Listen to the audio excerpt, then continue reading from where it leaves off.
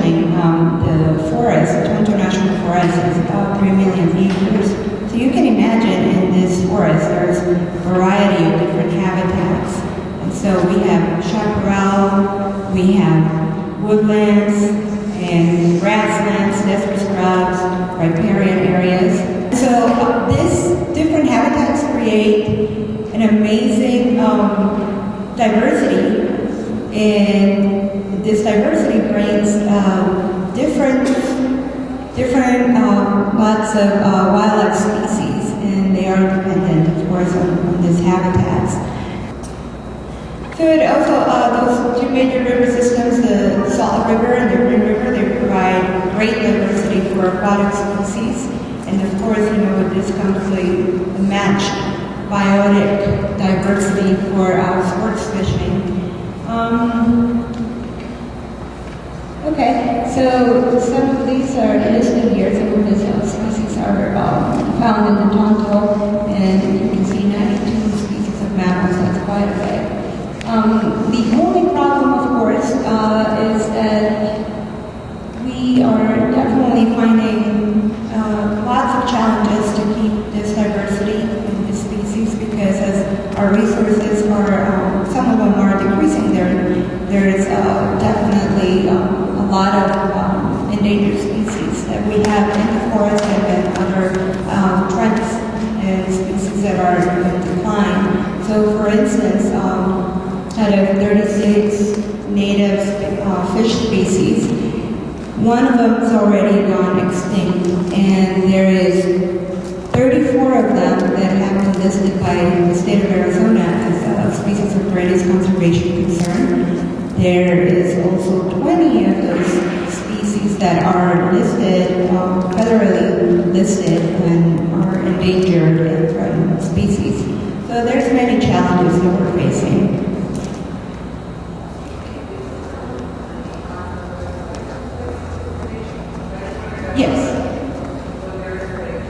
Yes, so the question is if this information is found on the website or the internet.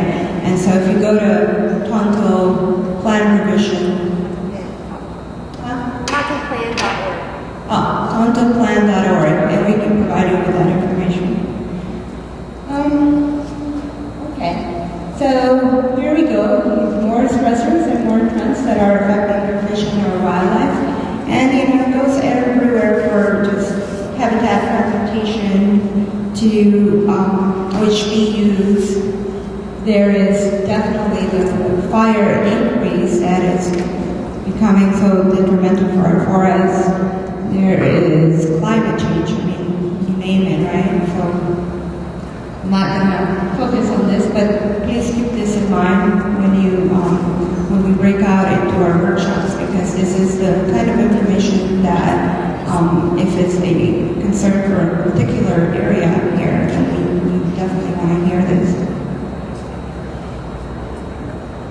Okay, so this is how the 1985 plan managed for wildlife species. And as Kenna mentioned, it just doesn't fit anymore because our not just technology, it's finding new science, and there's definitely a lot more concerns than there were back there in 1985. There's a need for changing it, need for this new plan. But so overall, the way the 1985 plan dealt with wildlife species is it was more focused on those MIS species or specific species, and there was some focus on the habitat or the creation of habitat for a particular species. But this new plan, I find that it's more focused on the ecosystem. And so with that, this is how the new plan is going to take care of the new wildlife species. And so we're using the coarse filter, and it's,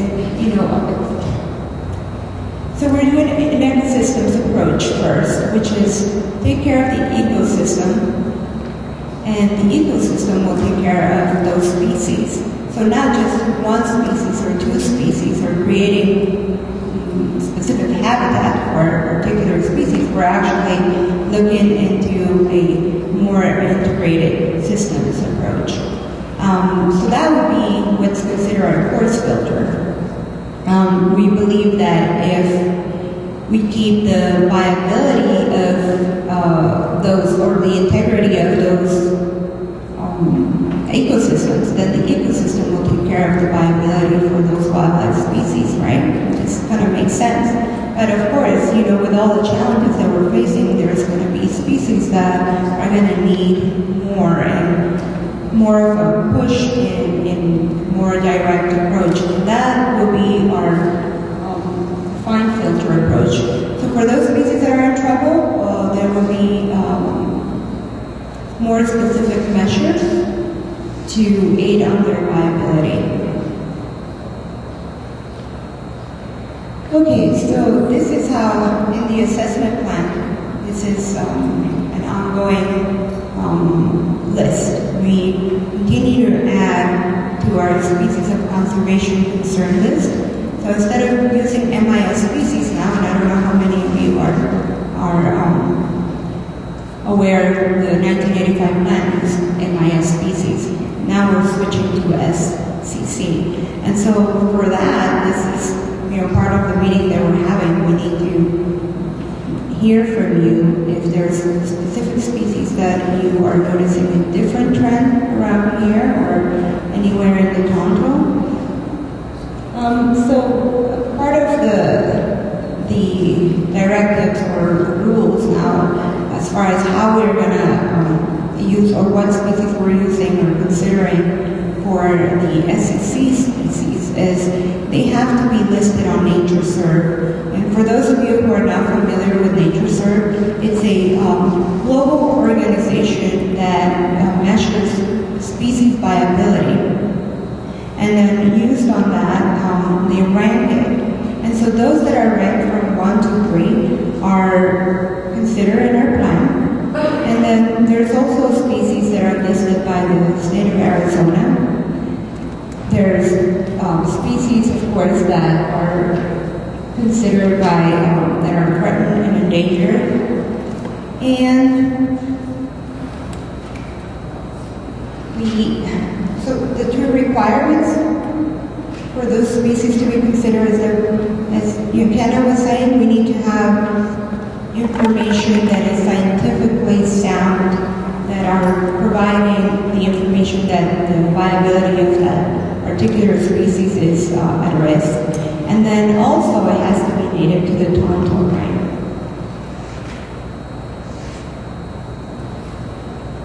Okay, so why are you here as far as wildlife?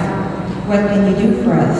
Again, please do provide your input, any concerns that you have, any trends that you have noticed. If in the past you used to look at large population of bats flying out of a certain area and all of a sudden they're not there, we want to hear stuff like that.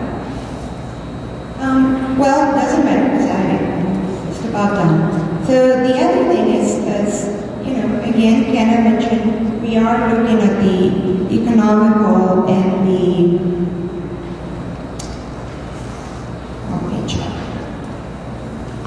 the social importance of wildlife for you guys. So if there are some areas that you consider and you value because of the importance that they have for you, just, say you go camping at a certain place, there's a nice place where you go bird watching. We want to hear about those areas. And also, what other economic resources is providing you, just having a specific type of wildlife here.